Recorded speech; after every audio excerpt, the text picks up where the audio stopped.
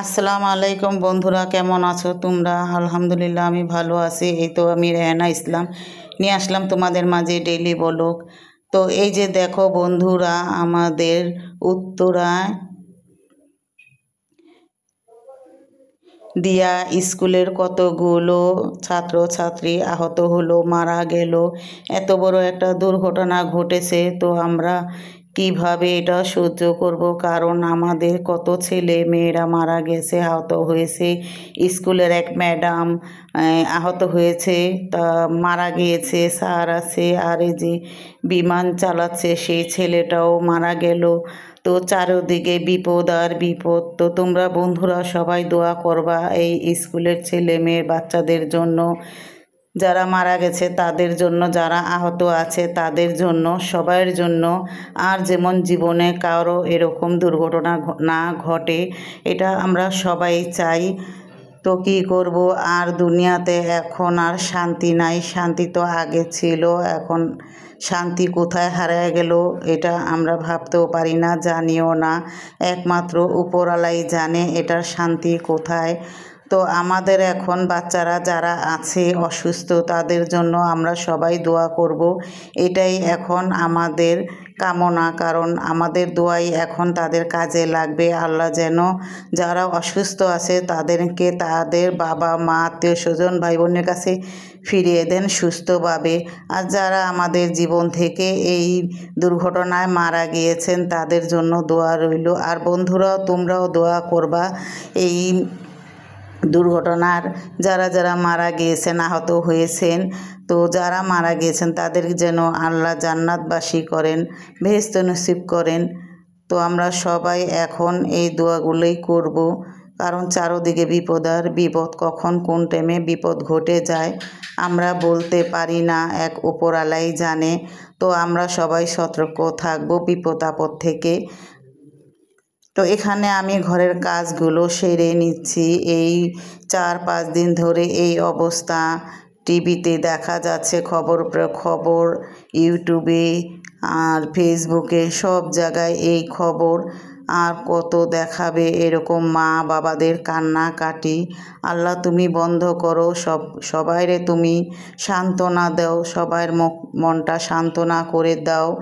এক বাবা তো বলছে, আমার ময়না টিয়া কইরে আমার সাথে একবার কথা বল, একবার কথা বল।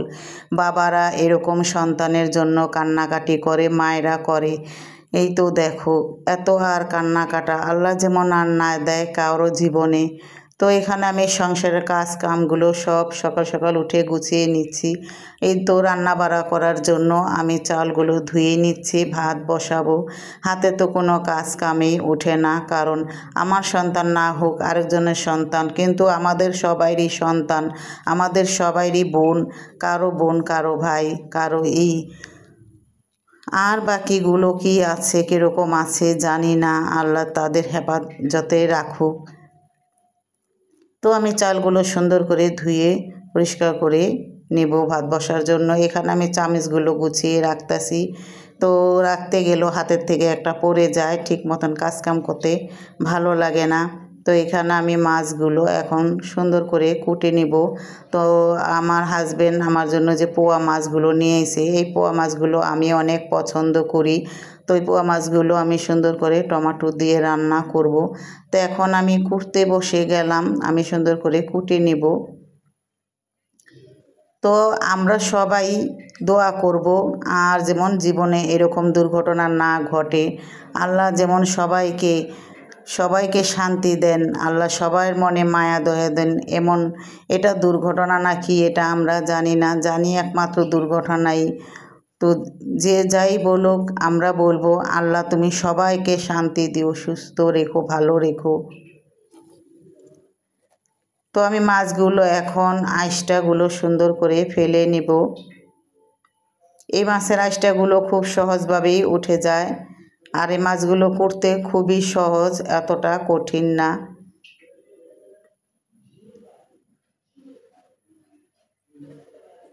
তো এই মাছগুলো এখন এই যে আমার আঁশটাগুলো ফালানো হচ্ছে, আর আগে ভিজা রাখলে আঁশটাগুলো আরও তাড়াতাড়ি উঠে যেত। আমি আর মনে ছিল না, এবং এই ব্যাগের থেকে বাইর করে এভাবে রেখে দিছি। তো এখন আমার এই মাছগুলো কোটা হয়ে গেছে। দেখো আমি এটাকে সুন্দর করে পরিষ্কার করে ধুয়ে নিব।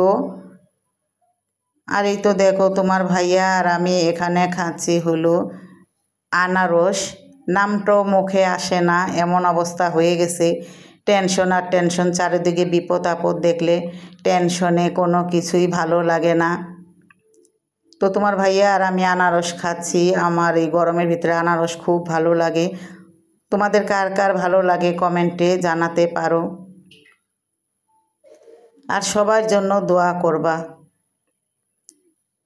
আর আমার ভিডিওটি ভালো লাগলে আমার ভিডিওটির পাশেই থেকে যেতে পারো। আর ভিডিওটি স্কিপ করবে না, পুরোটাই দেখবে। তো আমি মাছগুলো সুন্দর করে ভেজে নিচ্ছি। আমি আলাম করেই মাছগুলো সুন্দর করে ভেজে কেটে নেব। পেঁয়াজটা বসায় দিছি। তো পেঁয়াজটা ভাজা হলে আমি মশলা দিয়ে নিব। তো এই তো এখানে আছে পেঁয়াজ কাটা, মরিচ কাটা, টমেটোর কাটা, ধনিয়া পাতা কাটা, এখানে হলুদ মরিচ ধনিয়ার গুঁড়া আছে। আর এখানে আমি মাছগুলো ভেজে রেখে দিয়েছি আগে থেকেই। আর এই তোমার পেঁয়াজগুলো লাল হয়ে গেছে, এখন আমি একটু নাড়াচাড়া দিয়ে নিব। আর এখানে আমি সবগুলো মশলা দিয়ে মাছটা রান্না করে নিলাম। তো কেমন হয়েছে কমেন্টে জানাও। আর সবার জন্য সবাই দোয়া করবা, এরকম বিপদ যেমন কারো না হয়। তো তোমরা সবাই ভালো থাকবা, সুস্থ থাকবা। আল্লাহ হাফেজ।